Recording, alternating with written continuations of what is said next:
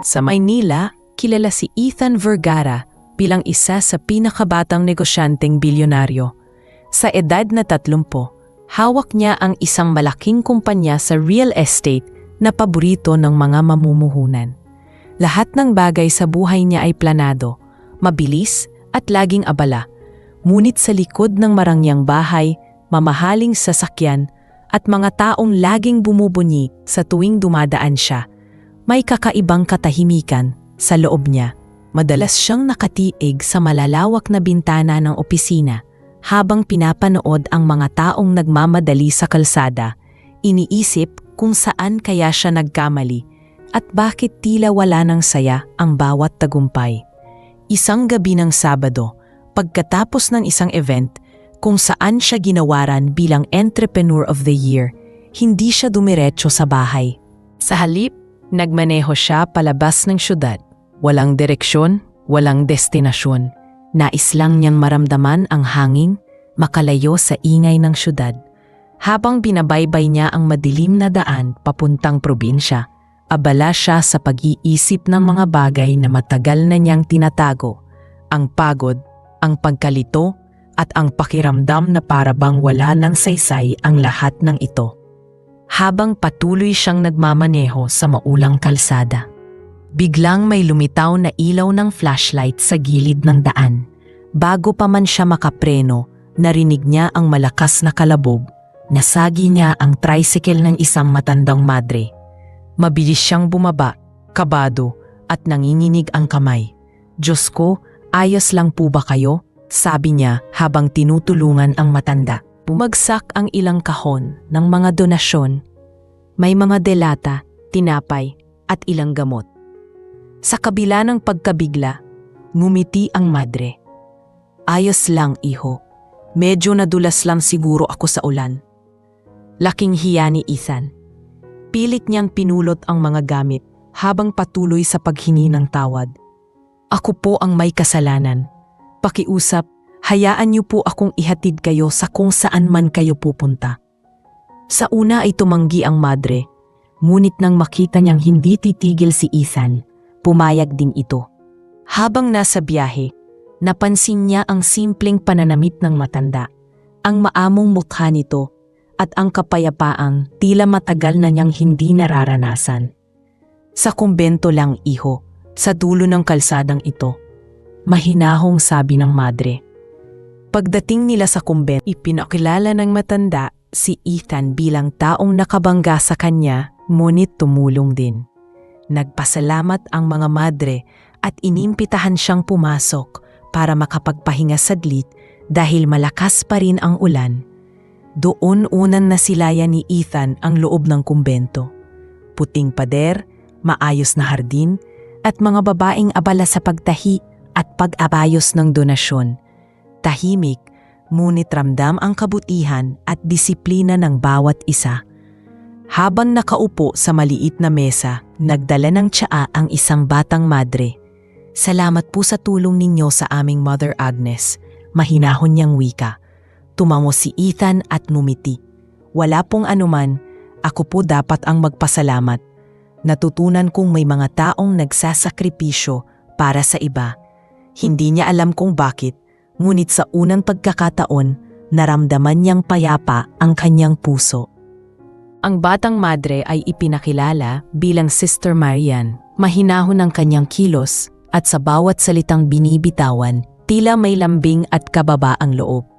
Sa pag-uusap nila, nalaman ni Ethan na ang kumbento ay tumutulong sa mga batang ulila at may sakit. Nakatutok sila sa pagbibigay ng edukasyon at pansamantalang tirahan sa mga nangangailangan.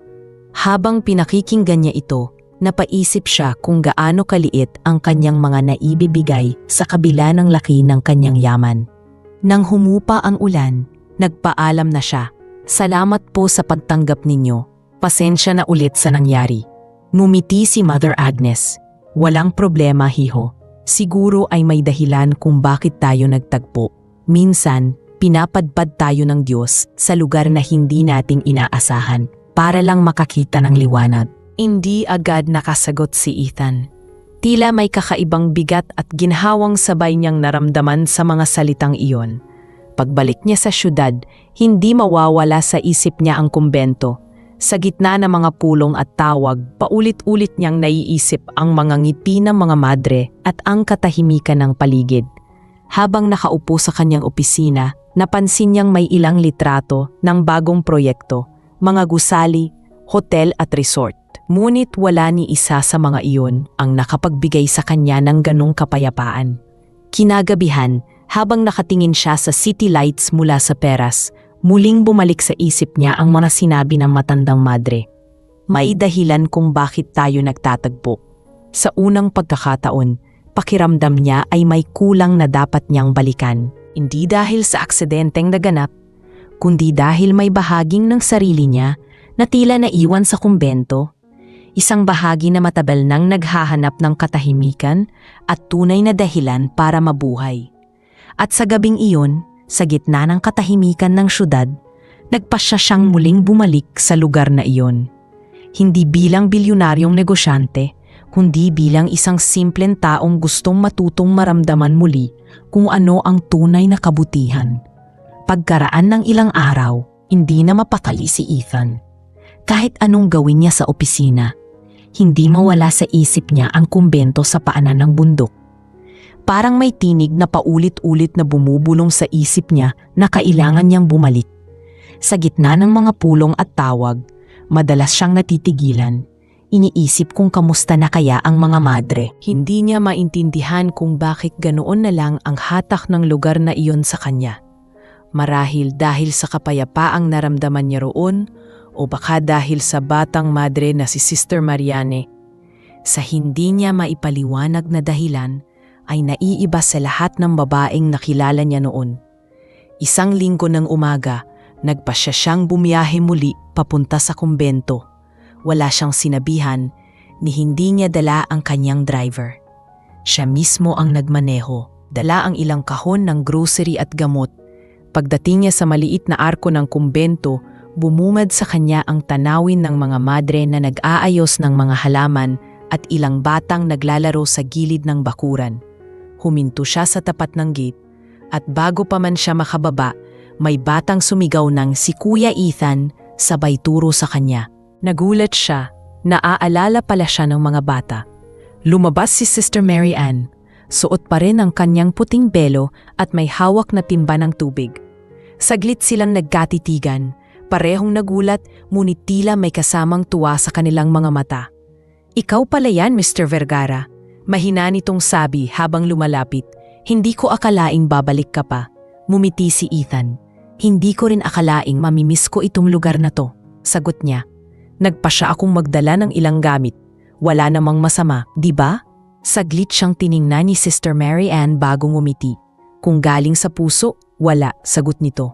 Habang nag-aayos sila ng mga kahon, napansin ni Ethan kung gaano kasimple ang buhay sa kumbento.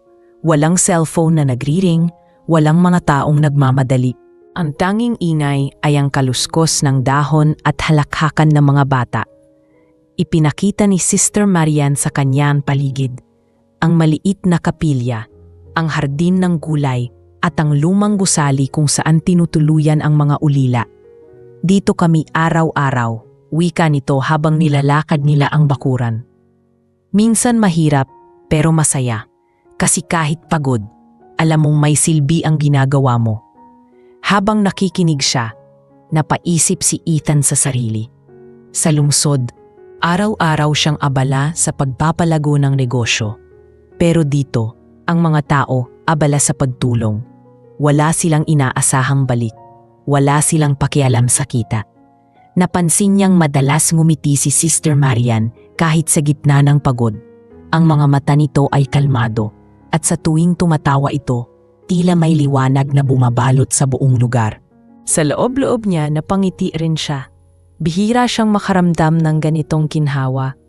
Maya-maya, tinawag sila ni Mother Agnes para magmerienda. Sa simpleng mesa sa kusina, nagsalo sila ng tinapay at kape. Maraming salamat sa tulong mo, iho, sabi ng matanda.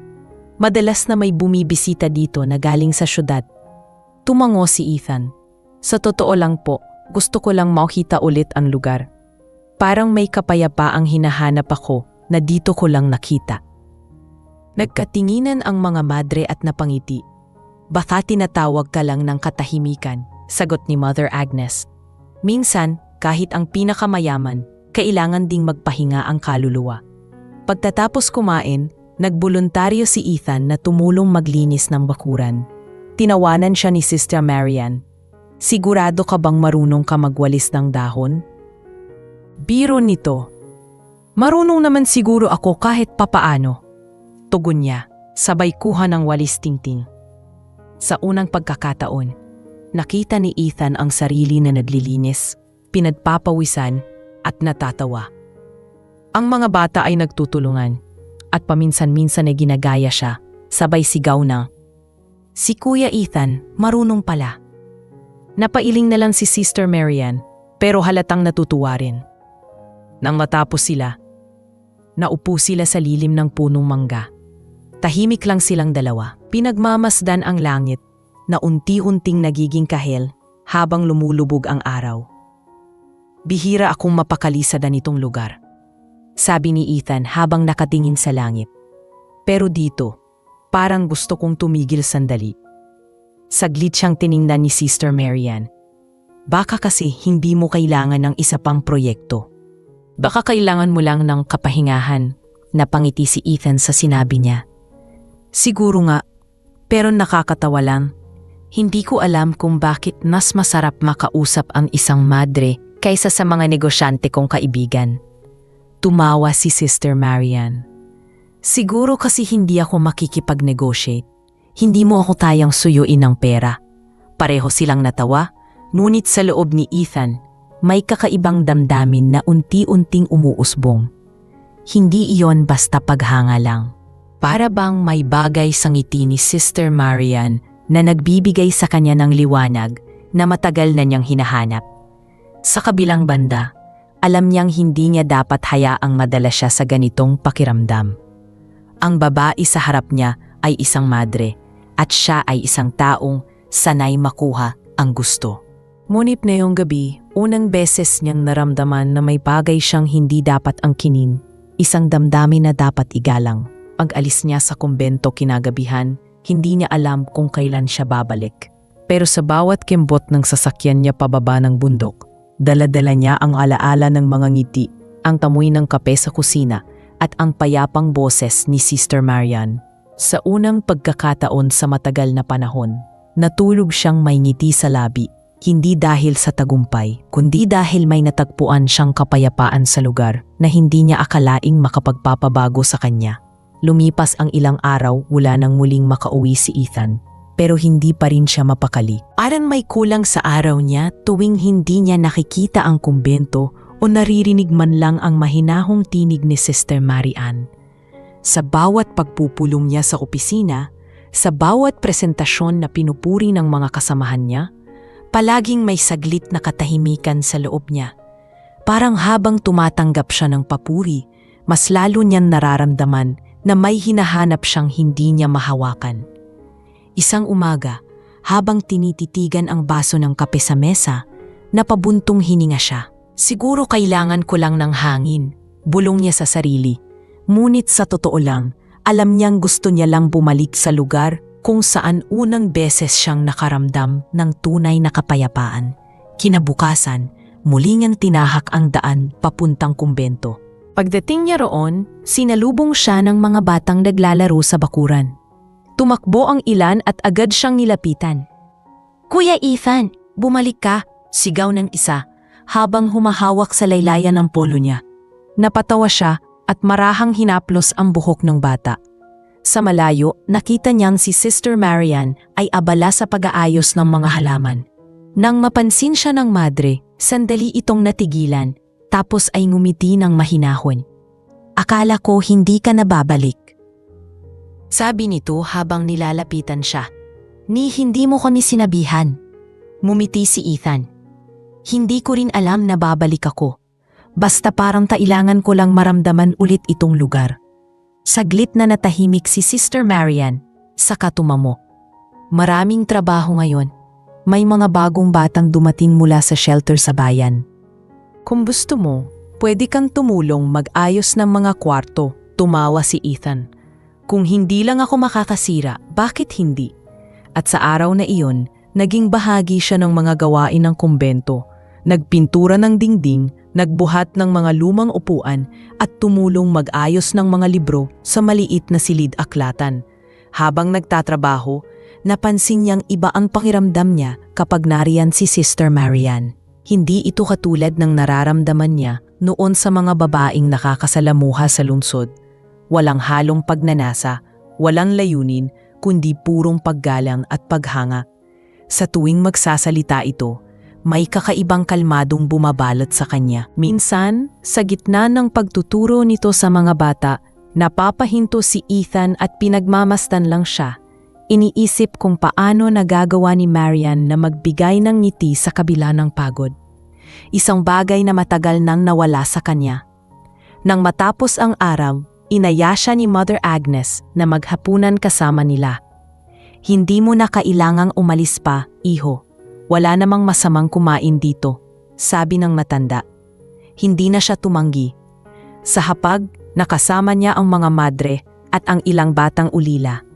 Masigla ang usapan, puno ng tawa at walang halong pagmamataas. Nang marinig ng mga bata na dati siyang negosyante sa Maynila, nagsimula silang magtanong. Kuya, marami ka bang kotse? Tanong ng isa. Bakit gusto mo pa rito kung may bahay ka na sa syudad? Tanong naman ng isa pa. Napangiti si Ethan. Marami akong kotse, oo. Pero dito ko lang naramdaman na masarap kumain kahit tinapay lang ang ulam. Nagtawanan ang lahat. Pero si Sister Marian ay napatingin lang sa kanya, tila sinusuri ang bawat salitang binitawan.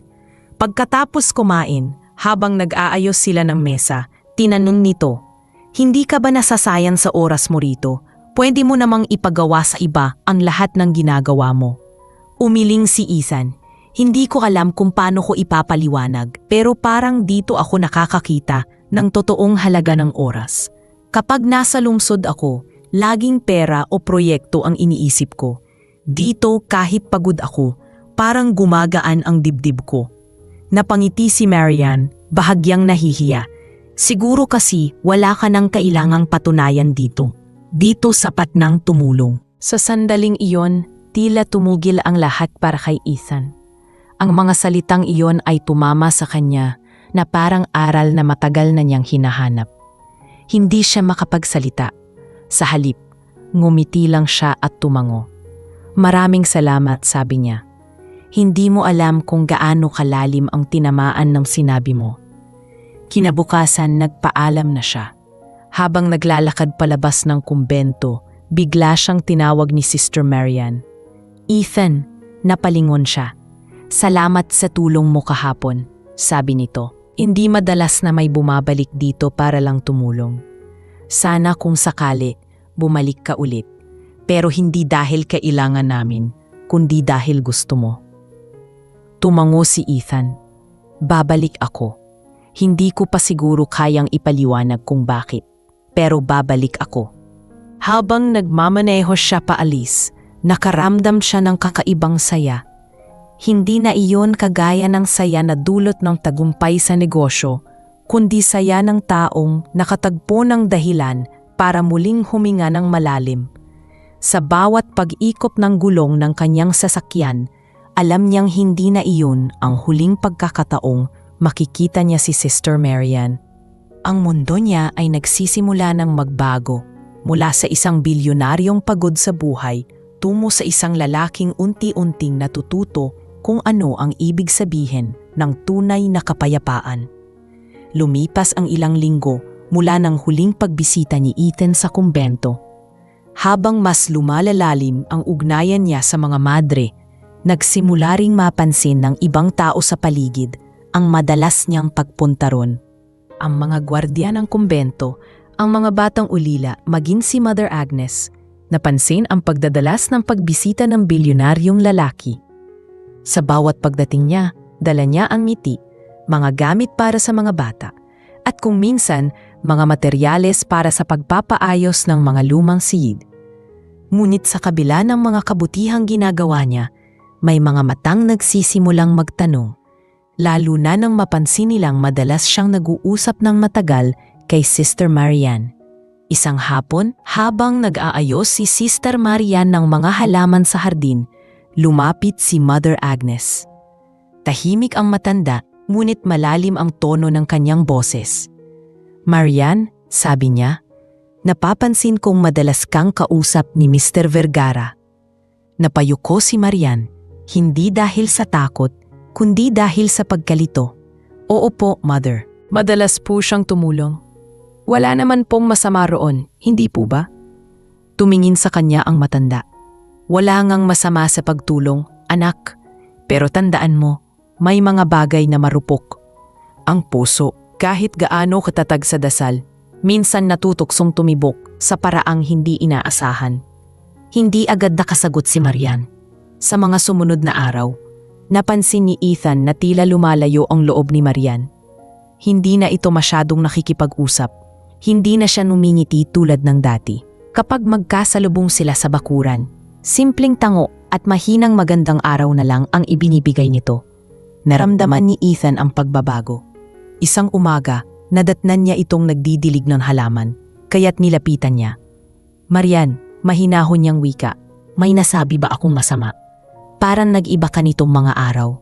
Bahagyang napalingon si Marian, ngunit agad ding umiwas ng tingin. "Wala naman, Ethan. Baka lang masyado tayong nagiging komportable sa isa't isa. At baka hindi na iyon tama." Hindi agad nakasagot si Ethan. Ang mga salitang iyon ay parang malamig na hangin sa gitna ng araw.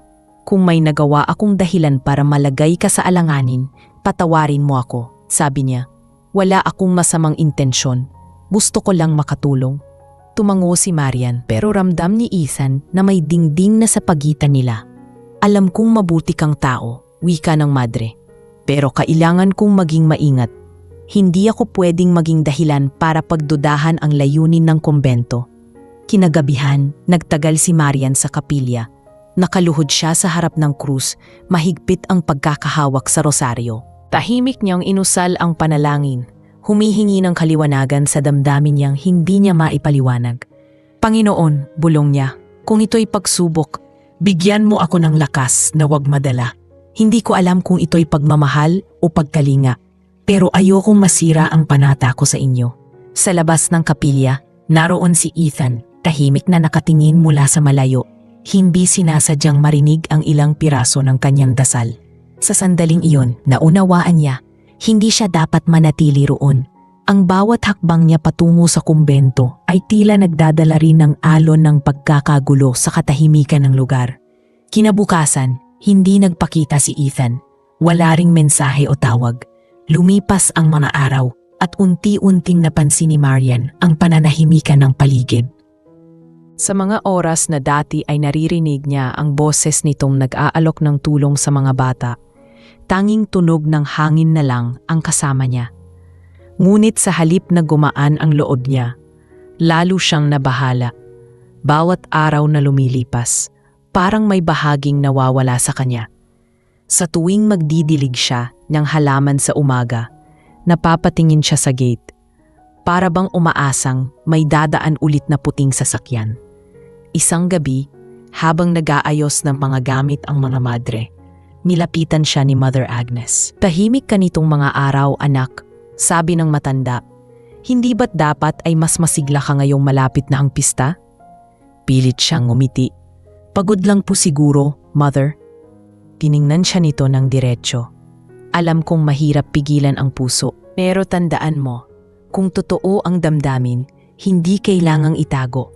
Kailangan lang itong ilagay sa tamang lugar." Sa kabilang dako, si Ethan ay nakaupo sa veranda ng kanyang bahay sa syudad. Hawak ang lumang rosaryo na ibinigay sa kanya ng isa sa mga madre. Tahimik siyang nakatingin sa malayong ilaw ng syudad. Ngunit sa isip niya, ang imahe pa rin ni Marian ang laman. Nais niyang bumalik, pero pinili niyang umiwas. Hindi dahil ayaw niya, kundi dahil ayaw niyang maging hadlang sa panata ng isang taong iginagalang niya. Lumipas ang ilang linggo na walang komunikasyon. Parehong lumayo sa isa't isa, parehong nagtatago ng damdamin. Ngunit sa katahimikan, Pareho nilang naramdaman ang parehong bagay, ang bigat ng paglayo at ang pag-asa na muling magkikita sa tamang panahon. Sa isip ni Marian, kung kalooban ng Diyos, magkikita kami ulit, hindi bilang tukso kundi bilang patunay na may mga damdaming pwedeng manatiling dalisay kahit hindi nagtagpo. Samantalang sa puso ni Ethan, buo ang pasya. Kung hindi man ngayon, darating ang araw na babalik siya. Hindi bilang bisitang nagdadala ng tulong, kundi bilang taong handang maglingkod ng walang hinihinging kapalit. Makalipas ang halos 1 buwan, tahimik pa rin ang pagitan ni Ethan at ng kumbento. Pilit na ibinalik ni Ethan ang sarili sa dating takbo ng buhay, mga pulong, transaksyon at proyekto. Ngunit kahit anong dami ng ginagawa niya, hindi niya maiwasang maalala ang kumbento, ang mga batang tumatawa at higit sa lahat, ang mga mata ni Sister Marian. Isang gabi, habang binubuksan niya ang telebisyon, tumambad ang balita tungkol sa mga donor ng isang charitable event kung saan lumabas ang pangalan niya. Ngunit sa gitna ng mga papuri, may naramdaman siyang kakaiba. Parang walang halaga ang lahat ng ito kung hindi niya alam kung ano na ang lagay ng kumbento. Kinabukasan, nagpasya siyang magpadala. Ngunit nang hanapin niya si Sister Marian, sinabi ng isang madre na abala ito sa pag-aasikaso ng isang pasyente sa infirmary ng kumbento. Tahimik siyang lumapit sa maliit na silid kung saan naroon ito. Nang sumilip siya sa pinto, nakita niyang nakaupo si Marian sa tabi ng kama ng isang batang babae, marahang pinupunasan ng bimpo ang noo nito. Malambot ang tinig ni Marian habang inaawit ang isang himig ng panalangin. Sa tanawing iyon, nakaramdam si Ethan ng kakaibang respeto. Hindi iyon tulad ng naramdaman niyang paghanga noon, mas malalim, mas totoo. Para bang sa oras na iyon, mas nakita niya kung sino talaga si Sister Marian, isang babaeng hindi lang banal, kundi may pusong kayang magmahal sa tahimik at malinis na paraan. Nang matapos ang pag-aalaga, napansin siya ni Marian sa may pinto. Saglit itong natigilan bago ngumiti. "Ethan," sabi nito, "hindi ko inasahan na makikita kita ulit." "Pasensya na kung biglaan," sagot niya. "Hindi ko naman alam kung tatanggapin pa akong bumalik dito." Lumapit si Marian, dala ang mahinahong ekspresyon. "Wala akong dahilan para hindi ka tanggapin. Ang totoo, maraming natulungan ang kumbento dahil sa mga ipinadala mong gamit. Salamat sa kabutihan mo." Umiling si Ethan. "Hindi mo kailangang magpasalamat. Maliit lang na paraan yon para maibalik ko ang mga natututunan ko dito." Umupo silang dalawa sa hardin kung saan dati sila madalas mag-usap. Malamig ang hangin at ang mga ibon ay marahang umaawit sa paligid. "Alam mo, Marianne," wika ni Ethan, "bago kita nakilala, ang alam ko lang sa buhay ay negosyo. Lahat ng desisyon ko, laging may kapalit, laging may dahilan para kumita. Pero nang makilala kita, parang nabuksan ang isip ko sa ibang klase ng yaman, yung pakiramdam ng kapayapaan." Tahimik lang si Marianne, nakatingin sa mga bulaklak na sumasayaw sa hangin. "Hindi ko alam kung anong isasagot ko diyan," mahinahon nitong sabi. "Pero masaya akong marinig na natagpuan mo ang ganong pakiramdam. Bihira iyon sa mga taong abala sa mundo." Sandali silang natahimik. Ilang ulap ang lumipas sa langit. Napatingin si Marian sa kanya, baka sa mukha ang gulat at pangamba. "Ethan," mahina nitong wika, "alam mong hindi tama ang tanong mo." "Alam ko," sagot ni Ethan, "pero hindi ko mapigilan. Hindi ko naman hinihingi ang sagot ngayon. Gusto ko lang marinig mo, kasi totoo." Tumindig si Marian, marahang huminga ng malalim. "Hindi mo alam kung gaano kabigat para sa akin marinig yan. Bago ako pumasok sa kumbento, dumaan din ako sa mundong puno ng pagkalito. Kaya alam ko kung anong klasing damdamin yan. Pero Ethan, kailangan kong panindigan ang panata ko. Ang buhay ko ngayon ay hindi na para sa sarili ko." Hindi na kumibo si Ethan. Ang mamasalitang iyon ay tila pumunit. "Hindi ko intensyong guluhin ang pananampalataya mo. Gusto ko lang maging tapat." Umalis siya sa kumbento ng gabing iyon, mabigat ang dibdib. Ngunit bago siya tuluyang lumabas ng gate, tinawag siya ni Marian. Ethan, sabi nito, ang totoo hindi ako galit. Ang damdamin ay bahagi ng pagiging tao. Pero may mga bagay na kailangang ituring bilang dasal, hindi bilang hangarin. Kung anuman ang naramdaman mo, ipagdasal mo na lang. Baka balang araw, maintindihan mo kung bakit kailangang hindi tayo magtagpo sa paraang gusto natin. Sa huling pagkakataon, tumango siya, saka lumakad papalayo. Lahat ng madre ay nagpasalamat sa Diyos, ngunit si Marian ay tahimik lang. Sa loob niya may halong saya at lungkot. Masaya siya dahil alam niyang nagbago ang puso ni Ethan, ngunit malungkot dahil alam niyang hindi na muling babalik ang dating mga sandali nilang magkasama. Sa kanyang panalangin, tanging isang linya lang ang naibulong niya. Kung ito ang daan para pareho kaming maging payapa, Panginoon, salamat. At sa kabilang dako, sa mataas na gusali sa lungsod, nakatanaw si Ethan sa malawak na kalangitan. May bahid ng ngiti at lungkot sa kanyang mukha. Hindi man sila magtagpo sa paraan na gusto niya, alam niyang ang pagkakakilala kay Sister Marian ang naging pinakamahalagang kabanata ng buhay niyang dati ay walang laman. Matapos ang pag-uusap nilang iyon, tuluyan munang lumayo si Ethan. Hindi niya alam kung gaano katagal siyang mawawala, ngunit alam niyang kailangan niyang bigyan ng espasyo si Sister Marian at ang sarili niya. Sa mga sumunod na buwan, ibinuhos niya ang oras sa trabaho at sa mga bagong proyekto ng kanyang foundation. Pinili niyang magtayo ng mga programa para sa mga mahihirap na bata. Inspirasyon ang kumbento na minsan niyang pinuntahan. Ngunit sa bawat tagumpay, laging may isang bahagi ng puso niyang tila nananabik, bumalik sa paanan ng bundok kung saan unang sumilay ang liwanag na bumago sa kanya. Habang lumilipas ang panahon, unti-unti rin siyang nagbago. Hindi na siya ang bilyonaryong abala sa paghabol sa tubo.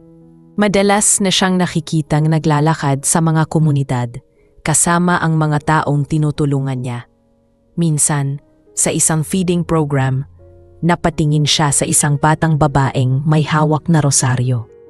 Naisip niya si Marian. Naalala niya ang paraan ng pagtawa nito, ang mga payong puno ng kababaang loob, at ang tinig na tila dasal sa bawat salita. Sa mga gabing tahimik, madalas siyang tumitig sa langit at tanungin ang sarili kung nasaan na kaya siya. Samantala, sa kumbento, naging abala rin si Sister Marian sa mga gawain. Ngunit sa kabila ng dami ng responsibilidad, minsan ay napapahinto siya, nakatitig sa mga bulaklak sa hardin kung saan sila madalas mag-usap ni Ethan.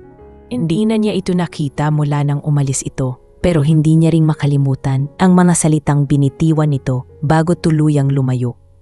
Minsan, iniusip niya kung tama ba ang desisyong tinahak niya. Totoong panata ang kanyang sinumpaan, ngunit ang puso niya ay nanatiling tao, nakararamdam, nagmamahal at minsan naghahanap. Isang araw, dumating sa kumbento ang balita na maglulunsad ng malaking programa ang Vergara Foundation para sa mga batang ulilat sa buong bansa. Nabanggit na isa sa mga napiling lugar ay ang mismong kumbento nila. Nagunat si Mother Agnes sa balitang iyon. Parang biyayang biglang dumating, sabi ng matanda. Magkakaroon tayo ng sapat na pondo para maayos ang lumang gusali. Ngunit si Marian ay natigilan lamang, tila hindi makagalaw. Alam niyang ang programang iyon ay galing kay Ethan. Ilang araw siyang nagdasal bago niya tuluyang natanggap sa loob na baka panahon na para magharap silang muli. Hindi bilang 2 taong magkaibang mundo, kundi bilang 2 kaluluwang may layuning tumulong. Dumating ang araw ng paglulunsad. Maraming tao, mga donor, empleyado, media at mga bata. Sa gitna ng kasiyahan, dumating si Ethan. Simpleng nakasuot ng puting polo at pantalon. Walang bakas ng pagiging bilyonaryo.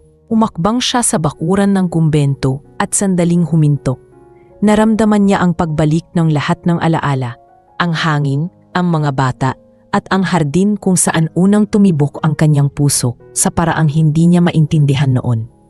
Habang nagsasalita sa entablado, nakamasid siya sa mga madre. Sa gitna nila, nakita niya si Sister Marian. Nakaayos pa rin ang belo, tahimik na nakikinig, Ngunit nang magtagpo ang kanilang mga mata, tila huminto ang oras. Walang salita, ngunit sapat na ang isang titig para ipaalam na parehong naroon pa rin ang damdamin. Pagkatapos ng programa, lumapit si Ethan kay Mother Agnes. "Maraming salamat po sa pagkakataong muling makatulong," wika niya. "Maraming taon na rin mula nang huli akong nandito." Ngumiti ang matanda. "Ang mga taong ginagabayan ng Diyos, anak. Laging binabalik sa lugar kung saan sila unang natuto." Nang matapos ang mga bisita, naglakad si Ethan sa hardin at doon niya muling nakita si Marian. Tahimik itong nakatayo sa ilalim ng puno ng mangga, tulad ng dati. "Hindi ko inakalang darating ulit ang araw na ito," sabi ni Ethan habang marahang lumalapit. "Hindi rin ako sigurado kung handa akong makita ka, pero heto tayo." Napangiti si Marian, mahinahon ngunit may bigat sa boses. "Maraming nagbago, Ethan, pero siguro tama ka. Baka gusto lang ng Diyos na magkita tayo muli. Hindi para balikan ang nakaraan, kundi para pag-usapan ang ngayon." Umupo silang dalawa sa lumang bangko. "Alam mo," sabi ni Ethan, "sa loob ng mga taong nawala ako, natutunan kong ang pagmamahal ay hindi laging tungkol sa pag-aari. Minsan, tungkol ito sa paggalang. Kung nasaan ka ngayon, mas mataas na respeto ko sa iyo kaysa dati." Saglit na natahimik si Marian bago sumagot, "At ako naman, natutunan kong ang pagmamahal ay hindi kailangang itanggi, kundi ayusin ang anyo. Ang naramdaman ko noon ay hindi kasalanan. Isa lang itong paalala na kahit ang mga taong naglilingkod sa Diyos ay marunong ring magmahal." Habang lumalalim ang gabi, marahan nilang pinag-usapan ang mga taon na lumipas, ang mga natutunan, ang mga pagsubok at ang mga dahilan kung bakit sila pinagbuklod noon. "Hindi ko alam kung may kahulugan pa ang lahat ng ito," sabi ni Ethan. "Pero kung may isang bagay akong sigurado, iyon ay hindi nasayang ang lahat ng nangyari." Kumango si Marian. "Walang nasasayang sa mga bagay na nagmula sa kabutihan." Pag-alis ni Ethan ng gabing iyon, may ibang pakiramdam sa puso niya. Hindi na ito katulad ng dati, hindi na kaguluhan, kundi kapayapaan. Sa halip na pagnanasa o pag-asa, naroon ang taos-pusong paggalang. Si Marian naman, habang nakatingin sa malayo, ay napangiti. Sa wakas, natutunan niyang hindi kailangang talikuran ang puso para makasunod sa Diyos. Ang kailangan lang ay maunawaan kung paano ito isusuko ng may kabutihan. At sa pagitan ng dalawang kaluluwang minsang pinaglayo ng panata, unti-unti nilang natutunan na ang pag-ibig ay hindi laging tungkol sa paghawak sa isa't isa. Minsan, ito ay tungkol sa sabay na paglalakad sa magkaibang daan, ngunit dala ang parehong liwanag na minsang nagtagpo.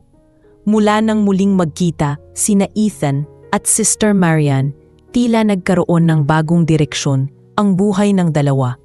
Hindi man sila madalas mag-usap, nagkakaroon sila ng mga sandaling pagkikita tuwing may proyekto sa kumbento. Ang mga pagkakataong iyon ay laging simple, mga saglit na kumustahan, pagtulong sa mga data at pag-uusap tungkol sa mga plano ng foundation.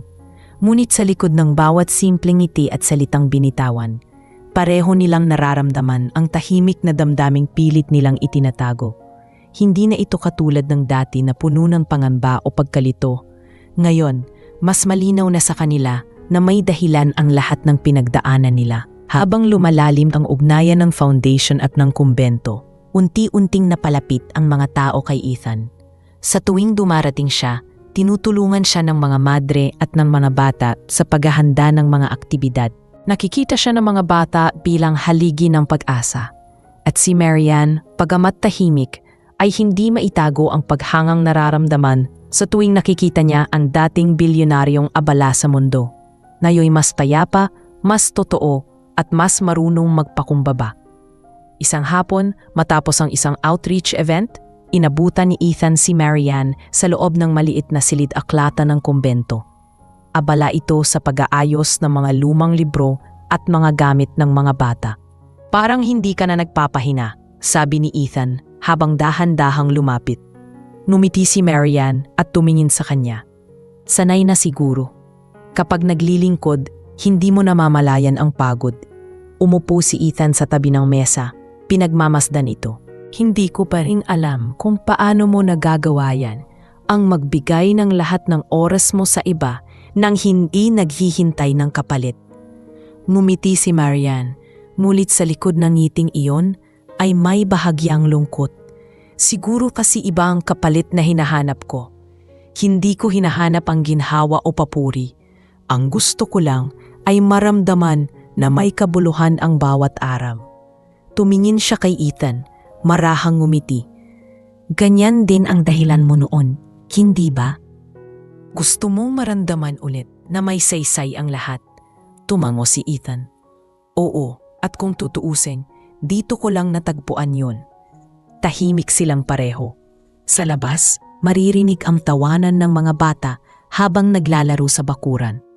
Marian, mahinang sabi ni Ethan, may gusto sana akong ipaalam sa'yo. Napatingin si Marian, pahagyang nagulat sa biglang seryosong tono nito.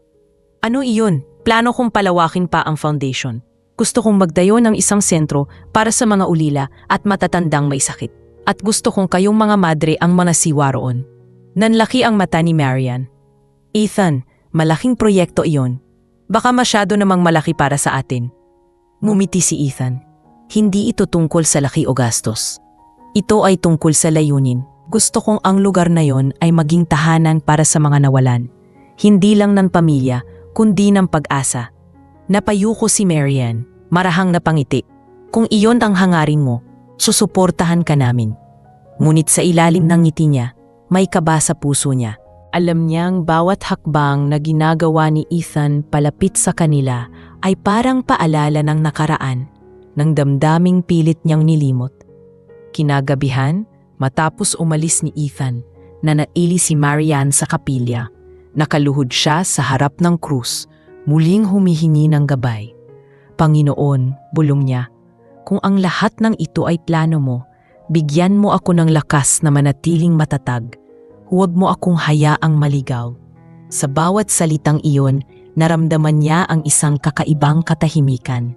Parang sinasabi ng hangin na wala siyang dapat katakutan, sapagkat ang pagmamahal na malinis ay hindi kailanman kasalanan. Samantala, si Ethan naman ay tahimik na nakaupo sa loob ng kanyang opisina sa lungsod. Sa mesa niya ay nakalatag ang mga plano para sa bagong proyekto, ang magiging malaking sentro ng pag-asa na pinangarap niya. Ngunit habang pinagmamasdan niya ang mga blueprint, hindi niya maiwasang maisip si Marian. Hindi niya na gustong muling guluhin ito, ngunit hindi rin niya kayang itanggi na bahagi ng inspirasyong nagtulak sa kanya para gawin ang lahat ng ito ay si Marian mismo. Ang kabutihan nito, ang pananampalataya at ang paninindigan, iyon ang nagturo sa kanya kung paano maging mas mabuting tao. Lumipas ang ilang linggo at muling bumalik si Ethan sa kumbento, dala ang opisyal na plano ng proyekto. Sa kanilang pagpupulong, masinsin nilang pinag-usapan ang mga detalye mula sa disenyo hanggang sa pang-araw-araw na operasyon. Habang nakikinig si Marian, napansin niyang hindi na siya kinakabahan tulad ng dati. Sa halip, nakaramdam siya ng kapayapaan. Marahil dahil pareho na silang malinaw sa direksyon ng kanilang mga buhay. Parehong may layuning tumulong, parehong nagbago. Matapos ang pagpupulong, naglakad silang dalawa sa labas ng kumbento. Ang hangin ay malamig at ang langit ay kulay kahel. Salamat Marian, sabi ni Ethan habang nakatingin sa malayo. Kung hindi dahil sa'yo, baka hindi ko natutunang magmahal sa paraang hindi makasarili. Napatingin si Marian sa kanya at ngumiti ng banayad. At kung hindi dahil sa'yo, baka hindi ko natutunang ang pag-ibig ay hindi kailangan ikulong sa anyo ng pag-aari. Pwedeng ito'y maging inspirasyon. Habang lumulubog ang araw, sabay silang nanahimik. Wala nang kailangang salita. Pareho nilang alam na ang nakaraan ay hindi kailangang burahin, kundi tanggapin bilang bahagi ng paglalakbay. Sa oras na iyon, wala nang pader sa pagitan nila, tanging paggalang at malasakit. At sa kabila ng magkaibang landas na pinili nila, pareho nilang nadama na sa bawat pagtulong, sa bawat ngiti ng batang kanilang natutulungan, Naroon ang bahagi ng pagmamahal na minsan ay sa kanila nagsimula. Habang mas tumatagal ang proyekto ni Ethan sa kumbento, mas lalong lumalawak ang epekto nito sa komunidad. Ang mga batang dati walang tirahan ay unti-unti nang nagkakaroon ng bagong pag-asa. Ang lumang gusali ng kumbento ay naparenovate na rin. Malinis, maaliwalas at puno ng kulay. Ang bawat sulok nito ay parang may bagong buhay. Sa bawat araw na ginugugol ni Ethan doon, mas nakikilala niya hindi lamang ang mga taong tinutulungan nila, kundi pati na rin ang sarili niya. Sa kauna-unahang pagkakataon, naramdaman niya na ang yaman ay hindi nasusukat sa dami ng pera kundi sa bilang ng pusong napasaya. Ngunit habang tumatagal ang kanilang pagtutulungan, hindi rin naiiwasan ang mga bulong-bulungan. May ilang donor at empleyado ng foundation na nagsimulang magtanong tungkol sa ugnayan ni Ethan at ni Sister Marian. Hindi ba parang masyado siyang madalas doon? Tanong ng isa sa mga tagapamahala. Baka hindi maganda sa imahe ng foundation. Ngunit si Ethan ay ang mahalaga. Alam niya sa puso niyang ang ginagawa niya ay para sa kabutihan. Isang araw, habang abala siya sa pagpapatayo ng bagong sentro, napagpasyahan niyang bumisita muli sa kumbento. Wala siyang dalang anunsyo, wala ring mga kasama.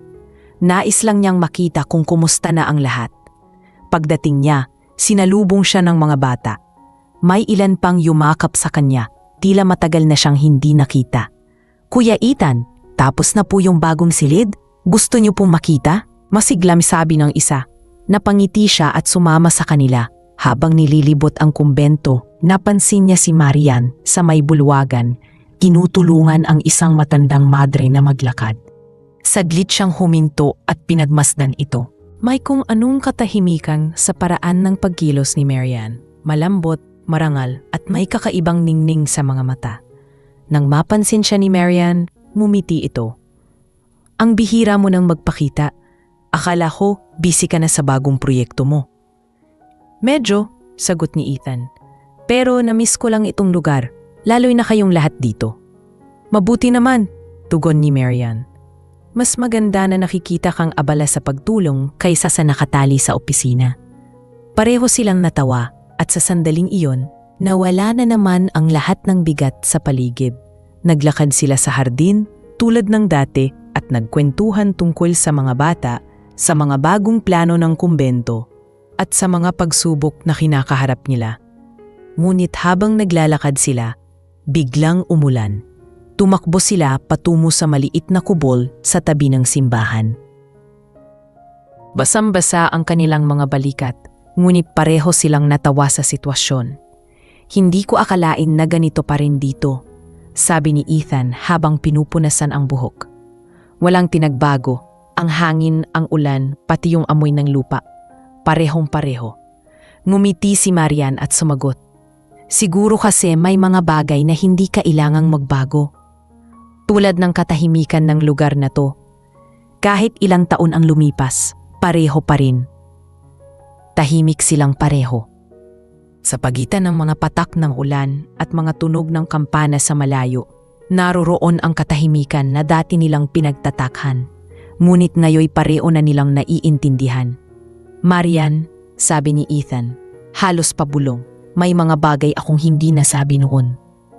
Tumingin si Marian sa kanya, mahinahon, ngunit may halong kaba. Hindi mo kailangang sabihin kung makakasira lang. Umiling si Ethan. Hindi na ito katulad ng dati. Noon, hindi ko alam kung anong nararamdaman ko. Ngayon, alam kong ang pagtingin ko sa iyo ay hindi isang hangarin, kundi isang inspirasyon. Ang pagkakilala ko sa iyo ang nagturo sa akin kung paano maging mabuting tao. At kung sakali mang iyon lang ang dahilan kung bakit tayo nagtagpo, sapat na yun para sa akin. Hindi agad nakasagot si Marian. Tumingin siya sa labas ng kubol, pinagmamasdan ang umiti si Ethan, baka sa mukha ang tahimik na kagalakan. Siguro nga, siguro hindi ko kailangang hanapin pa kung ano tayo noon. Ang mahalaga, alam kong pareho nating pinili ang tama. Nagpatuloy silang mag-usap hanggang huminto ang ulan. Nang pumila na ito, pareho silang tumingin sa kalangitan. May bahaghari sa dulo ng bundok, kumikislap sa pagitan ng ulap at araw. "Tingnan mo," sabi ni Marian. "Parang paalala lang na may ganda sa dulo ng bawat unos." At minsan, sagot ni Ethan, ang bahaghari ay hindi laging senyales ng pagtatapos. Minsan, simula pa lang. Pag-uwi ni Ethan ng gabing iyon, magaan ang pakiramdam niya. Hindi na siya tulad ng dati na puno ng pangungulila o pagdududa. Ngayon, mas malinaw na sa kanya ang lahat. Ang naramdaman niya kay Marian ay naging dahilan ng kanyang pagbabago. Ang pagmamahal na dati niyang inakalang mali ay naging daan para maunawaan niya kung ano ang tunay na kabutihan. At si Marian, sa gabi ring iyon, ay nakaupo sa gilid ng kama, nakatingin sa krus sa dingding.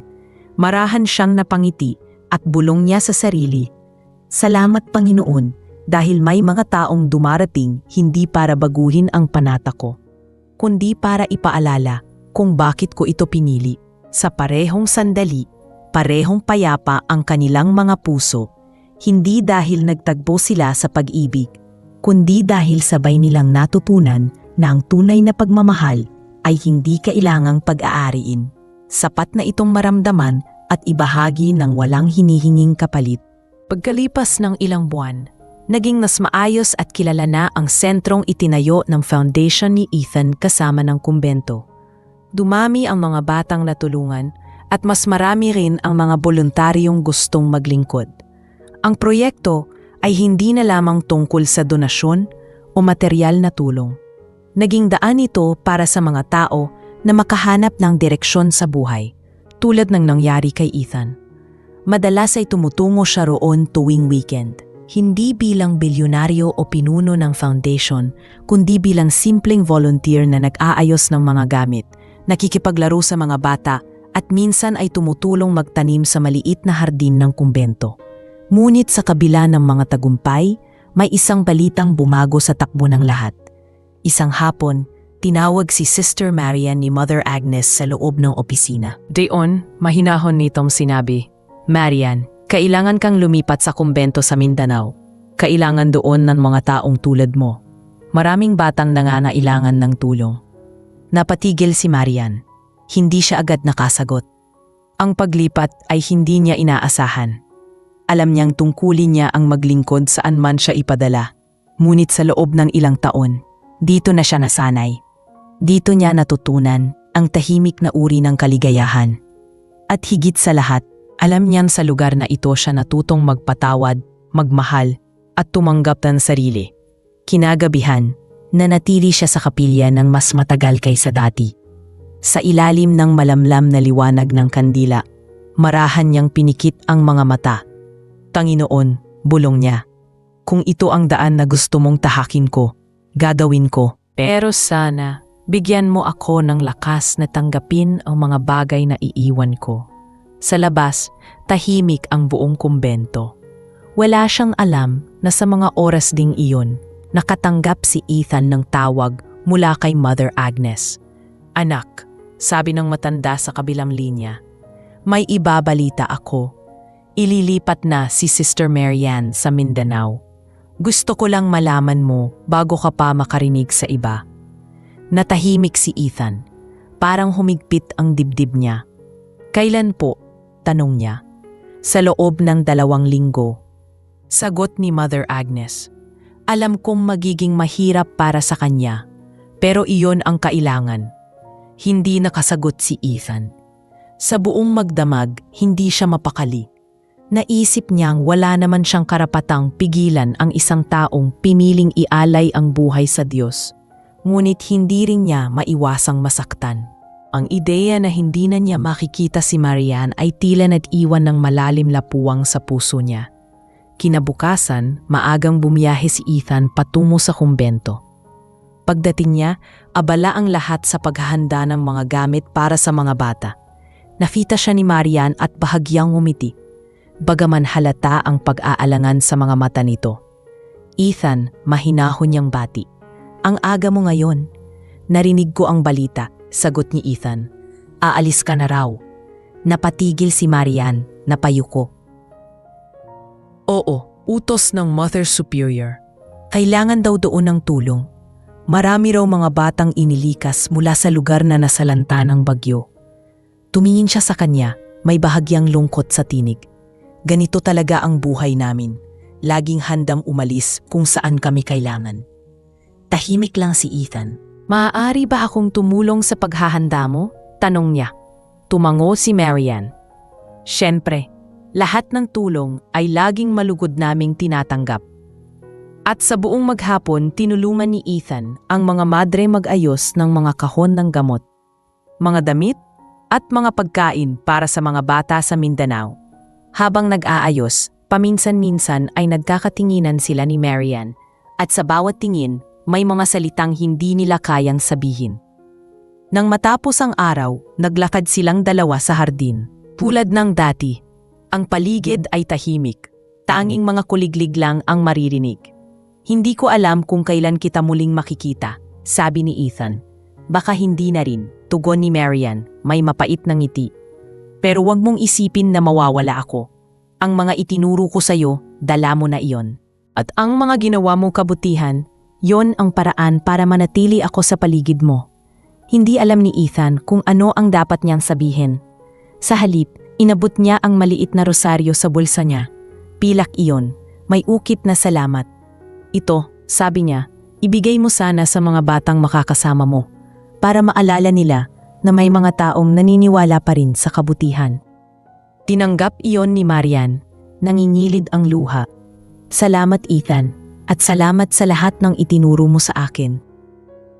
Akala ko noon, ang pagmamahal ay dapat iwasan, pero natutunan kong minsan, ang pagmamahal ay paraan din ng Diyos para turuan tayong mas maging totoo sa sarili. Sa sandaling iyon, tahimik silang nagkakatinginan. Wala nang ibang sinabi si Ethan at wala na rin kailangang sabihin si Marian. Ang Vergara Foundation ay maglulunsad ng malaking programa sa Mindanao at siya ang napiling maging katuwang ng proyekto. Nagulat si Marian sa narinig. Sa unang pagkakataon, muling magtatagpo ang kanilang mga landas ni Ethan. Hindi niya alam kung dapat ba siyang kabahan o matuwa. Ngunit sa puso niya, may tahimik na pag-amin na kahit anong layo o tagal, hindi nawawala ang koneksyon nila. Pagdating ni Ethan sa lugar, sinalubong siya ng mga bata. Mahirap ang biyahe, ngunit nang makita niya ang mga ngiti ng mga taong tinutulungan ng proyekto, napawi ang lahat ng pagod. Habang iniikot niya ang lugar, kasama ang mga madre, napansin niyang may isang babaeng nakatalikod, nakasuot ng puting belo, abala sa pag-aasikaso ng mga bata. Hindi pa man ito lumilingon, alam na ni Ethan kung sino iyon. Marian, mahinang sambit niya, halos hindi makapaniwala. Napalingon ang madre at sa ilang segundo tila huminto ang paligid. Pareho silang natigilan, parehong hindi alam kung paano magsisimula ng salita. Ngumiti si Marian, marahan ngunit tapat. Ethan, hindi ko inasahang ikaw pala ang pinadala ng foundation. Tumango siya, halatang nagpipigil ng emosyon. Hindi ko rin inasahan na ikaw pa rin ang magiging dahilan kung bakit ako nandito. Natawa silang pareho. Ngunit sa pagitan ng tawanan, naroon ang mga alaala ng mga panahong lumipas. Mga sandaling puno ng pag-asa, pagkalito at pagtanggap. Sa mga sumunod na araw, magkasama nilang pinanasiwaan ang proyekto. Hindi na tulad ng dati ang pagitan nila. Wala nang pag-iwas, wala nang takot, tanging respeto at pagkakaunawaan na lang. Madalas silang magkasamang kumain kasama ang mga bata, nagtuturo ng mga leksyon at minsan ay nagkukwentuhan sa gabi tungkol sa mga planong gusto pa nilang gawin. Hindi ko akalaing ganito kaganda rito, sabi ni Ethan minsang sila ay naglalakad sa tabi ng ilog. Tahimik, simple pero may saysay ang bawat aram. Sagot ni Marian, dito ko natutunan na ang tunay na kayamanan ay nasa kapayapaan ng loob. At ikaw, natutunan mong hanapin iyon sa paggawa ng kabutihan. Habang lumalalim ang gabi, tinanaw nila ang malawak na kalangitan na punong-puno ng bituin. Alam mo Ethan, sabi ni Marian, noon akala ko kapag umiwas ka sa damdamin, doon ka magiging matatag. Pero ngayon, naiintindihan ko na hindi mo kailangang tumakas. Kailangan mo lang ilagay sa tamang direksyon. Alam nilang iyon na ang huling pagkakataong magtatagpo sila sa ilalim ng parehong langit. 2 linggo ang lumipas at dumating ang araw ng pag-alis ni Marian. Dumagsa ang mga bata sa gate, nagbigay ng yakap at nagpasalamat. Si Ethan ay nandoon, tahimik lang sa gilid. Nang umalis ang sasakyan, sinundan niya ito ng tingin hanggang tuluyang mawala sa kalsada. Sa unang pagkakataon sa matagal na panahon, muli niyang naramdaman ang lungkot. Hindi dahil sa pagkawala, kundi dahil sa kabigatan ng paghanga sa isang taong iinuring niyang ilaw sa gitna ng dilim. Habang bumabagtas siya pabalik sa syudad, marahan niyang isinara ang mga mata at ibinulong sa sarili. Hindi ito pagtatapos, baka lang may panibagong paraan ang Diyos para ipagpatuloy ang kwento naming dalawa. Ang pagmamahal, kapag itinama, nagiging misyon. Tumingin sa kanya si Ethan, may ngiting payapa. Siguro kaya tayo pinagtagpo ulit, para pareho nating maunawaan iyon.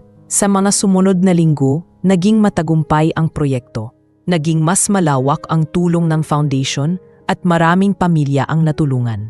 Ngunit higit sa lahat, muling nabuo ang tahimik na koneksyon ni Ethan at Marian, hindi bilang dalawang taong nagmamahalan sa karaniwang paraan, kundi bilang dalawang kaluluwang nagtulungan para ipasa ang kabutihan sa iba. Bago umalis si Ethan pabalik sa Maynila, dumalaw siya kay Marian sa maliit na chapel ng lugar. Tahimik siyang lumapit, dala ang maliit na sobre. Ito, sabi niya, donasyon para sa mga bata, pero higit pa riyan, gusto kong iwanan sa iyo ito. At sa kabilang dulo ng bansa, habang nakasakay si Marian sa barko papuntang Mindanao, inabot niya ang rosaryo ni Ethan. Pinisil ito at mahinang sinabi, "Salamat sa liwanag." Sa pagitan ng dalawang mundo na magkaiba, ngunit magkaugnay, pareho nilang piniling ipagpatuloy ang kanilang misyon, magmahal at maglingkod ng walang hinihingi, sapagkat iyon ang tunay na anyo ng pag-ibig na pinagpala. Lumipas ang 2 taon mula nang umalis si Sister Marian patungong Mindanao. Sa panahong iyon, marami na ang nagbago sa buhay ni Ethan. Ang foundation na itinayo niya ay mas lumawak pa at ngayon ay may mga sanay na sa iba't ibang probinsya. Ngunit kahit anong ganda ng progreso, may bahagi pa rin ng kanyang puso na tila laging may kulang. Sa tuwing pumupunta siya sa kumbento kung saan nagsimula ang lahat, palaging naroon ang alaala ni Marian, ang mahinahong tinig nito, ang mga payong puno ng karunungan at ang ngiti nitong kayang patahimikin ang pinakamagulong araw. Isang gabi, matapos ang isang malaking fundraising event, umupo si Ethan sa veranda ng kanyang bahay at pinagmasdan ang mga bituin. Sa tabi niya ay ang parehong rosaryong may ukit na salamat. Ang katulad ng ibinigay niya noon kay Marian, itinago niya ang isa para sa sarili bilang paalala ng babaeng nagbago sa takbo ng kanyang buhay. Tahimik siyang napangiti, sabay bulong, "Sana maayos ka dyan, Marian." Samantala, sa Mindanao, naging malaking pulong si Sister Marian sa komunidad na kanyang pinuntahan. Tumulong siya sa mga batang biktima ng kalamidad at nagtayo ng maliit na paaralan para sa mga ulila. Ang lugar ay mahirap at madalas ay nagkukulang sila sa pagkain at gamot. Ngunit sa bawat araw, patuloy niyang pinalalakas ang loob ng mga tao sa pamamagitan ng panalangin at gawa. Madalas siyang gising hanggang gabi, gumagawa ng plano para sa mga proyekto o minsan ay nag-aalaga ng mga batang may sakit. Kapag napapagod siya, hinahawakan niya ang rosaryong ibinigay ni Ethan at napapangiti. Hindi dahil sa damdamin ng pag-ibig, kundi dahil iyon ang nagpapaalala sa kanya kung gaano kalayo ang mararating ng puso kapag marunong magmahal ng dalisay. Isang araw, habang nagtuturo siya sa mga bata sa ilalim ng puno, may dumating na balitang nagmula sa Maynila. Binuksan niya ang unang pahina at nabasa niya ang unang linya. Ang pag-ibig na hindi mo hawak pero pinili mong alagaan, iyon ang pag-ibig na tunay na pinagpala. Sa mga salitang iyon, pareho nilang naunawaan na ang kanilang kwento ay hindi tungkol sa pagtatapos, kundi tungkol sa pag-ibig na tumawid sa anyo ng pananampalataya at kabutihan. Pagkalipas ng ilang taon, mas lalo pang lumawak ang mga proyekto ng foundation ni Ethan. Hindi na lamang ito limitado sa edukasyon o tulong pangkabuhayan. Naging isa na itong malaking samahan na nagbibigay ng bagong pag-asa sa mga komunidad sa buong bansa. Minsan, sa gitna ng mga tagpupulong, naiisip pa rin niya si Marian. Inabot niya ang isang maliit na kwaderno. Ito ang mga sulat ko noong mga panahong wala ka. Hindi ko alam kung dapat ming basahin, pero gusto kong malaman mong kahit wala ka, patuloy akong natuto sa mga alaala mo. Mumiti si Marian, tinanggap ang sobre at hinawakan ang kamay ni Ethan. Salamat sa lahat. At salamat sa pagpapatuloy ng laban kahit wala ako noon. Hindi ko alam kung muli tayong magkikita, pero sigurado akong sa bawat batang natutulungan natin, doon tayo nagkikita. Pag alis ni Ethan, hindi na niya lumingon. Sa bawat hakbang, alam niyang tapos na ang yugto ng paghahanap at pangungulila. Sa halip, nagsimula na ang panibagong kabanata ng buhay na may layunin. Si Marian naman, habang hawak ang kwaderno, ay napangiti. Sa bawat batang nakanipi, sa bawat pamilyang natutulungan, nakikita niya ang mukha ng babaeng nagbago ng direksyon ng kanyang buhay. Hindi man sila madalas magkita, alam niyang pareho pa rin silang naglilingkod sa iisang layunin. Isang araw, nakatanggap si Ethan ng imbitasyon mula sa Mindanao. Magkakaroon ng pagkilala sa mga taong nag-ambag sa proyekto ng foundation doon. At isa sa mga pararangalan ay si Sister Marian. Matagal siyang napatingin sa liham na iyon. Ang dating tahimik at maliit na lugar na nakita niya noon ay ngayon naging isang maayos at masiglang sentro. May mga silid-aralan, klinika at maliit na paaralan sa tabi ng kumbento. Habang naglalakad siya, napansin niya ang larawan ni Sister Marian na nakapaskil sa pader, nakangiti habang karga ang isang batang ulila. Ang titig nito ay kapareho pa rin ng dati, puno ng kabutihan at kapayapaan. Nang magsimula ang programa, naupo si Ethan sa unang hanay. Isa-isang binanggit ang mga pangalan ng mga taong ginawaran ng parangal hanggang sa banggitin ng tagapagsalita. At ang pinili naming bigyan ng pagkilala ngayong taon para sa kanyang katangi-tanging paglilingkod ay si Sister Marian. Tumayo si Marian sa gitna ng palakpakan ng lahat. Nakatitig si Ethan sa kanya. Parang bumalik sa kanya ang mga alaala ng kanilang unang pagkikita. Ang simpleng madre sa paanan ng bundok na may dalang kababaang hindi niya kailanman nakita sa iba. Matapos ang seremonya, lumapit si Marian kay Ethan. Pareho silang sandaling natahimik bago ngumiti. Hindi ko akalaing darating ka, sabi ni Marian. Hindi ko rin alam na makikita kitang ganito kasaya, sagot ni Ethan. Parang kahapon lang, nag-uusap tayo tungkol sa kung paano tutulong sa mga bata. Ngayon, heto ka na, isa ka ng huwaran. Ngumiti si Marian, ngunit may halong lungkot sa kanyang mga mata. Lahat ito ay hindi ko magagawa kung hindi mo itinanim ang binhi noon. Ang mga proyekto mo, ang tiwala mong ibinigay, yun ang nagpatuloy kahit wala ka. Naupo silang dalawa sa tabi ng lumang puno kung saan madalas maglaro ang mga bata. Habang pinagmamasdan nila ang paligid, sinabi ni Ethan, "Alam mo Marian, sa dami ng taon, natutunan kong ang pagmamahal ay may iba't ibang anyo. Akala ko dati kailangan ko itong maramdaman sa paraang nakasanayan ko. May relasyon, may kasagutan, may wakas. Pero ikaw ang nagturo sa akin na ang tunay na pag-ibig ay yung nagbibigay ng liwanag kahit malayo." Napangiti si Marian, nakatingin sa langit. Siguro kasi ang pag-ibig, kapag dalisay, hindi mo kailangang ariin. Dumarating lang siya, nagtuturo, at pagkatapos ay iniiwan kang mas mabuting tao. Habang nag-uusap sila, biglang may batang lumapit at yumakap kay Marian. "Sister, may sakit po si Tomas." Umiiyak siya. Agad siyang tumayo at tumakbo papunta sa maliit na klinika. Sumunod si Ethan. Nakita nila ang isang batang lalaki na nilalagnat. Maingat na pinunasan ni Marian ang noo nito. Marahan ang boses habang binibigyan ng gamot. Pinanood siya ni Ethan, ang paraan ng paghawak niya sa bata, ang malasakit sa bawat kilos, at ang panatag na mukha habang inaalagaan ito. Sa sandaling iyon, mas lalo niyang naunawaan kung bakit siya kailanman hindi nakalimot kay Marian. Dahil ang kabutihan nito ay hindi lamang nakikita, nararamdaman din. Nang bumuti ang lagay ng bata, umupo ulit sila sa labas. Hindi ka nagbago, sabi ni Ethan. Lagi ka pa ring handang unahin ang iba bago ang sarili mo. Siguro kasi iyon na ang paraan ko ng pag-ibig, sagot ni Marian. At ikaw, hindi ka rin nagbago.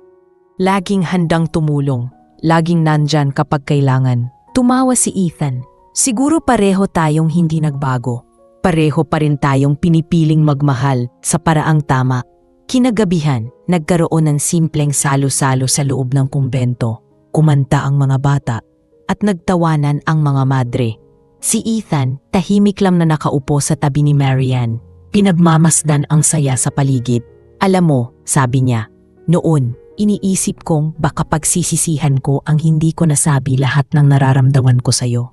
Pero ngayon, naiintindihan kong hindi ko kailangang sabihin. Kasi ipinakita mo na sa akin kung paano magmahal nang walang hinihinging kapalit. Tumingin si Marian sa kanya, may ngiing banayad. At ikaw naman ang nagturo sa akin kung paano magmahal nang hindi tumatakas. Hindi mo kailangan maging madre para maglingkod sa Diyos. Ginagawa mo iyon sa paraan mo. Pareho silang natahimik, ngunit pareho ring nakangiti. Sa gabing iyon, pareho nilang alam na ang damdaming minsan ay tinago, ay hindi kailanman nawala. Nagbago lang ng anyo, naging inspirasyon, naging lakas, at naging gabay. Pag-uwi ni Ethan pabalik sa Maynila kinabukasan, tumingin siya sa labas ng bintana ng eroplano. Sa ilalim ng mga ulap, tanaw niya ang malawak na lupain ng Mindanao. Sa puso niya, alam niyang iyon ang lugar kung saan niya natagpuan hindi lang ang kabutihan, kundi ang tunay na dahilan ng kanyang pagkatao. At sa kabilang dako, habang si Marian ay nagdarasal sa kapilya, tahimik niyang binanggit ang pangalan ni Ethan sa kanyang panalangin, hindi bilang pag-ibig na iniwan, kundi bilang biyayang nagbukas ng kanyang mata sa tunay na kahulugan ng paglilingkod. Pagkalipas ng ilang buwan mula sa huling pagkikita nila sa Mindanao, muling bumalik si Ethan sa Maynila, dala ang bagong direksyon ng kanyang buhay. Sa bawat proyekto na pinangungunahan niya, lagi niyang naaalala ang mga turo ni Sister Marian. Hindi na siya kailanman nagdesisyon ng padalos-dalos. Bawat tulong na ipinagkaloob niya ay dumadaan sa matinding pagsusuri, hindi lang para sa imahe ng foundation. Sa mga taong nakapaligid sa kanya, nakita nila ang malaking pagbabago. Hindi na siya ang dating malamig na negosyante. Siya na ngayon ang uri ng pinuno na marunong makinig, marunong umintindi, at higit sa lahat, marunong magmahal nang hindi kailangang banggitin. Isang araw, habang naglalakad siya sa harap ng gusali ng foundation, napansin niyang may nakaupong matandang babae na tila naghihintay ng tulong. Lumapit siya at inabutan ito ng tubig at pagkain. Nang tumingin sa kanya ang babae, ngumiti ito at sinabing, "Ang kabutihan mo, iho, hindi lang galing sa bulsa, kundi sa puso. Ipagpatuloy mo yan." Sa saglit na iyon, parang narinig ni Ethan ang tinig ni Marian, parehong kalmado, parehong puno ng kababaang loob. Natahimik siya at napangiti, iniisip na marahil kahit hindi na sila magkasama, dala pa rin niya ang presensya nito saan man siya magpunta. Samantala, sa Mindanao, naging mas aktibo si Sister Marian sa bagong misyon. Nagtayo sila ng maliit na paaralan para sa mga batang lumaki sa lansangan. Madalas siyang nagigising ng maaga upang maghanda ng pagkain para sa mga ito. At sa gabi naman ay nagdarasal para sa mga taong patuloy na nagbibigay ng tulong sa kanilang misyon. Isa na roon si Ethan. Sa tuwing nakakatanggap sila ng padalang donasyon mula sa foundation, palagi niyang pinasasalamatan ang Diyos, hindi dahil sa materyal na bagay, kundi dahil alam niyang sa likod ng bawat tulong ay naroon pa rin ang puso ng lalaking minsan niyang nakasama sa paglalakbay ng pananampalataya. Dumating ang pagkakataon na inimbitahan muli si Ethan ng simbahan sa Mindanao, ngunit sa pagkakataong ito, hindi bilang taga-suporta, kundi bilang isa sa mga magiging tagapagsalita sa isang national conference tungkol sa faith-based community programs. Sa una, nadalawang isip siya, ngunit kalaunan ay pinanggap din niya. Alam niyang hindi iyon aksidente. Marahil, isang panibagong pagkakataong iyon upang muling magtagpo ang 2 taong minsan pinaglapit ng tadhana para sa iisang layunin. Pagdating ni Ethan sa Mindanao, sinalubong siya ng mga madre at mga estudyante ng paaralan. Habang naglilibot siya, napansin niya ang mga mural sa dingding, mga larawan ng mga bata na may hawak na rosaryo, mga tanawin ng kabundukan, at sa gitna, isang malaking pintura ni Sister Marian na nakatingin sa kalangitan, tila nagdarasal. Sa sandaling iyon, naramdaman ni Ethan ang isang kakaibang katahimikan. Sa loob-loob niya, naisip niyang hindi na kailangang muling magtagpo pa sila ni Marian sa personal, sapagkat naroon na siya sa bawat gawaing ipinagpapatuloy nila pareho. Ngunit kinagabihan, habang naghahanda siya para sa kanyang talumpati, may kumatok sa pintuan ng silid niya. Nang buksan niya iyon, tumambad si Sister Marian, nakasuot ng simpleng puting belo, may dalang maliit na libro. "Ethan, wika nito, narinig kong nandito ka. Naalala kong baka kailangan mo ito." Inabot niya ang librong iyon, ang parehong kwaderno na ipinigay niya rito noon. "Nabasa ko lahat," sabi ni Marian, "at gusto kong ibalik sa iyo. Kasi sa bawat pahinang iyon, nakita ko kung paano mo natutunang magmahal sa paraang makatao at makadiyos." Tahimik si Ethan, bakas sa kanyang mukha ang emosyon. "Hindi ko inakalang babasahin mo yan. Akala ko tinabi mo lang." "Tinabi ko nga sa simula," sagot ni Marian. "Pero isang gabi, habang umuulan, binuksan ko iyon. Doon ko naintindihan kung gaano ka nagbago. Hindi dahil sa akin, kundi dahil natutunan mong makinig sa tinig ng Diyos sa puso mo." Naglakad sila papunta sa hardin ng kumbento, kung saan may maliliit na ilaw na parang bituin sa lupa. "Alam mo, Ethan," sabi ni Marian, "marami sa mga batang tinutulungan namin. Minsan naiisip kong sana nakilala ka nila. Hindi lang bilang pinuno, kundi bilang halimbawa ng taong marunong tumanggap ng pagkukulang at baguhin iyon sa kabutihan." Tumingin si Ethan sa kanya at ngumiti. Siguro iyon ang dahilan kung bakit tayo pinagtagpo ulit. Para ipakita sa mga batang to na ang kabutihan ay hindi kailangang perpekto. Minsan, nagsisimula lang ito sa isang pagkakamali na natutunan mong itama. Habang nag-uusap sila, dahan-dahang lumapit ang ilang bata, nakikinig sa kanilang kwentuhan. "Sister Marian," tanong ng isa, "totoo po bang dati kayong magkaibigan ni Kuya Ethan?" Napatawa si Marian at tumingin kay Ethan. "Oo," sagot niya, "magkaibigan kami, pero hindi lang basta kaibigan. Isa siyang taong itinuro sa akin kung paanong magmahal ng tapat at magpatawad ng totoo." Kinabukasan, sa harap ng maraming tao, nagsalita si Ethan. Ikinuwento niya ang kanyang paglalakbay, kung paanong isang simpleng pagbangga sa 100 taon na ang nakalipas ang nagbukas ng pinto para sa kanya na matutong tumulong. Hindi niya binanggit ang pangalan ni Marian, ngunit sa bawat salitang kanyang sinasabi, malinaw na naroon ito sa likod ng kanyang inspirasyon. Sa pagtatapos ng kanyang talumpati, sinabi niya, "Ang buhay ay hindi tungkol sa kung gaano karaming tagumpay ang maabot mo, kundi kung gaano karaming tao ang mabibigyan mo ng dahilan para muling maniwala sa kabutihan. Dahil minsan, ang isang ngiti o isang maliit na tulong ay maaaring maging dasal sa puso ng ibang tao." Pagkatapos ng programa, nilapitan siya ni Marian. "Maganda ang sinabi mo," wika nito. "Hindi mo lang ipinakita kung paano magmahal, ipinakita mo rin kung paano manatiling totoo."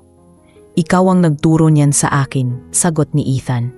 "At kung anuman ako ngayon, kalahati nito ay dahil sa'yo." Ngumiti si Marian at tumingin sa kalangitan. "Hindi ko iinuro iyon, Ethan. Ang Diyos ang nagturo sa ating dalawa. Ginamit lang niya tayong dalawa para matuto." Habang lumalayo si Ethan, sakay ng sasakyang kinahapunan, sumulyap siya sa kumbento na unti-unting nawawala sa paningin. Sa puso niya, Alam niyang ito na ang huling beses na magkikita sila ni Marian. Ngunit hindi iyon nagdala ng lungkot. Sa halip, nakaramdam siya ng kapayapaan dahil alam niyang pareho na nilang natagpuan ang landas na inilaan sa kanila. Landas ng kabutihan, pananampalataya, at isang uri ng pag-ibig na hindi kailanman nawala, kundi nagbagong anyo upang maging biyaya sa iba. Lumipas ang maraming taon at sa paglipas ng panahon, parehong patuloy na naglingkod sina Ethan at Sister Marian sa kanya-kanyang landas. Si Ethan ay mas nakilala hindi lamang bilang isang matagumpay na negosyante, kundi bilang taong may puso sa mga kapuspalad. Lumago ang foundation na sinimulan niya at naging simbolo ito ng pag-asa para sa libo-libong Pilipino. Ang kanyang pangalan ay madalas marinig sa mga balita, hindi dahil sa kayamanan, kundi sa kabutihan. Sa bawat proyekto, palaging binabanggit niya ang inspirasyon sa likod ng lahat ng iyon. Isang madre na minsang nagturo sa kanya ng tunay na halaga ng pagmamahal at pananampalataya. Si Sister Marian naman ay nanatiling matatag sa kanyang panata. Sa Mindanao, dumami ang mga batang natulungan niya at naging inspirasyon siya sa maraming madre at lay missionaries. Sa edad na halos 40, nanatiling kalmado at masigla ang kanyang espiritu. Bagaman minsan, sa gitna ng kanyang mga panalangin, may mga gabi pa ring naaalala niya si Ethan. Hindi na ito isang damdaming naguguluhan o umaasa, kundi isang alaala ng kabutihan na bumago sa kanya noon. Para kay Marian, si Ethan ay hindi lang bahagi ng kanyang nakaraan, kundi isa sa mga dahilan kung bakit mas tumatag ang kanyang pananampalataya. Isang araw, habang abala siya sa pagtuturo sa mga bata, lumapit ang isa sa mga madre, dala ang isang sulat. Sister Marian, wika nito, may liham po mula sa Maynila, galing sa Vergara Foundation. Tahimik niyang binuksan ang sobre at doon niya nabasa ang isang paanyaya. May bagong gusali na itatayo sa ilalim ng foundation at ipapangalan itong Bethany Center of Hope, isang lugar para sa mga batang may kapansanan. Ang nakalagay sa liham ay ganito, nais naming ipangalan ang proyekto sa iyo bilang paggalang sa inspirasyong ibinigay mo sa amin. Napaluha si Marian habang bunabasa iyon. Hindi niya inasahan na sa kabila ng mga taon ng pagkakahiwalay, naalala pa rin siya ni Ethan.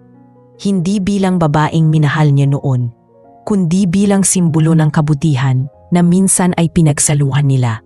Makalipas ang ilang linggo, nagpunta si Marian sa Maynila para sa unang beses matapos ang mahabang panahon. Pagdating niya sa lungsod, labis siyang namangha sa laki ng pagbabago.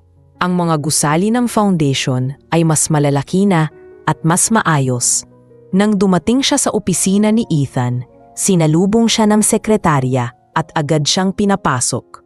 Pagbukas ng pinto, nakita niya si Ethan na nakaupo sa mesa, bahagyang pumuti na ang buhok, ngunit pareho pa rin ang ngiti. Tumayo ito at sinalubong siya. Marian, mahinahong wika niya. Salamat at dumating ka. Akala ko hindi mo tatanggapin ang imbitasyon. Hindi ko kayang tanggihan, sagot ni Marian. Lalo na kung ito'y para sa mga batang nangangailangan. Umupo sila at nag-usap ng mahaba, parang mga lumang kaibigan na muling nagkita matapos ang mahabang panahon. Hindi ko makakalimutan ang mga itinuro mo noon, sabi ni Ethan. Ang foundation na ito, lahat ng ginagawa namin, ay bunga ng mga panahong nagtagpo ang landas natin. Kung hindi dahil sa'yo, baka hanggang ngayon, abala pa rin ako sa mundong walang kaluluwa. Mumiti si Marian. At kung hindi dahil sa'yo, baka hindi ko rin natutunang ang pag-ibig ay hindi kailangang ikulong.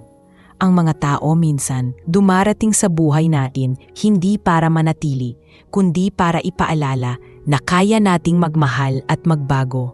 Nang araw ng inaugurasyon ng Bethany Center, pareho silang nandoon. Sa harap ng maraming bisita, lumapit si Ethan sa entablado at nagsalita. Ang gusaling ito ay hindi lamang para sa mga bata, kundi para sa lahat ng taong minsan nawala ng pag-asa. Nais kong ialay ito sa isang taong nagturo sa akin ng tunay na kahulugan ng kabutihan, kay Sister Marian. Tumunog ang palakpakan ng lahat at sa gitna ng ingay, nakatitig lang si Marian sa kanya. May halong ngiti at luha sa kanyang mga mata. Hindi dahil sa parangal, kundi dahil naramdaman niyang sa wakas. Pareho nilang natupad ang dahilan kung bakit sila pinagtagpo noon, upang maghatid ng kabutihan sa mas maraming tao. Matapos ang seremonya, naglatad silang dalawa sa paligid ng gusali. Ang mga bata ay naglalaro at ang mga magulang ay nakangiting nakamasid. Ito ang pangarap mo noon, hindi ba? Tanong ni Marian. Hindi lang pangarap, sagot ni Ethan. Ito ang dahilan kung bakit ako nabuhay muli. Bawat bata na matutulungan dito ay paalala ng mga panahong itinuro mo sa akin kung paano maniwala. Saglit silang natahimik. Marian, dagdag niya, maraming taon na ang lumipas, pero gusto kong malaman mo, kahit hindi tayo nagkatagpo sa paraang akala ko noon, ikaw pa rin ang pinakamalaking biyaya ng buhay ko. Tumugon si Marian, mahinahon at may ngiti. At ikaw naman ang patunay na ang pag-ibig, kapag itinanim sa mabuting lupa, mamumunga ng kabutihan na hindi kailanman mawawala. Naglakad silang dalawa papunta sa maliit na kapilya ng gusali, at doon sabay silang nanalangin. Wala nang kailangan pang sabihin. Pareho nilang alam na ang mga puso nila ay payapa na. Pagkaraan ng ilang taon, si Ethan ay nagretiro sa trabaho at ipinasa ang pamumuno ng foundation sa mga bagong leader. Si Sister Marian naman ay itinalaga bilang superior ng kanilang kongregasyon, patuloy na ginagabayan ang mga bagong madre sa misyon ng paglilingkod. Sa huling liham na ipinadala ni Ethan sa kanya, nakasulat lamang, ang lahat ng ginawa ko ay alay sa Diyos. Pero nagsimula ito dahil sa isang madre na nagpakita sa akin kung paano magmahal ng may pananampalataya. Sa dulo ng kanilang kwento, walang tasal, walang mga pangakong romantiko, ngunit may pag-ibig na mas matibay pa sa panahon. Sa puso ni Ethan, alam niyang natagpuan niya ang uri ng pagmamahal na hindi kailangang hawakan upang maging totoo. At sa puso ni Marian, nanatiling buhay ang alaala ng lalaking minsang nagpaalala sa kanya na kahit sa gitna ng pananampalataya, may lugar pa rin para sa isang pag-ibig na payapa, malinis at walang hanggan.